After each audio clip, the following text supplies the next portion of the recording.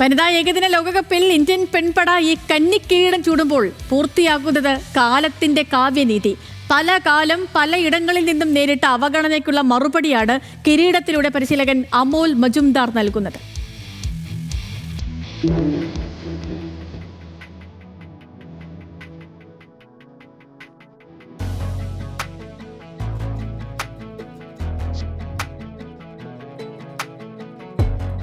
വനിതാ ക്രിക്കറ്റിലെ ചിരകാല സ്വപ്നം പൂവണിഞ്ഞ നിമിഷം, അത് മറ്റൊരാളുടെ മധുരപ്രതികാരം കൂടിയാണ്.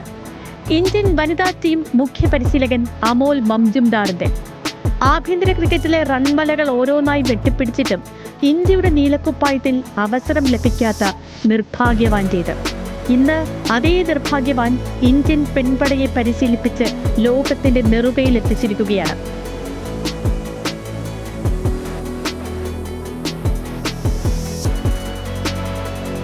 ആഭ്യന്തര ക്രിക്കറ്റിൽ കളിച്ച സമയത്തെ തിരസ്കാരം പിന്നീടും അമോൽ നേരിട്ടു. 4 വർഷം മുൻപ് ഇന്ത്യൻ ബാറ്റിംഗ് കോച്ചായി അപേക്ഷ അയച്ചിട്ടും ആ സ്ഥാനവും ലഭിച്ചില്ല.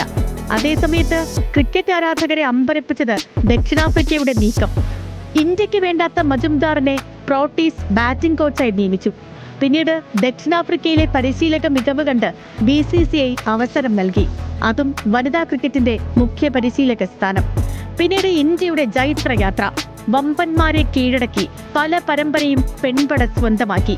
അവസാനം 2 പ്രാവശ്യം കൈവിട്ട സ്വപ്ന കിരീടവും നേടി.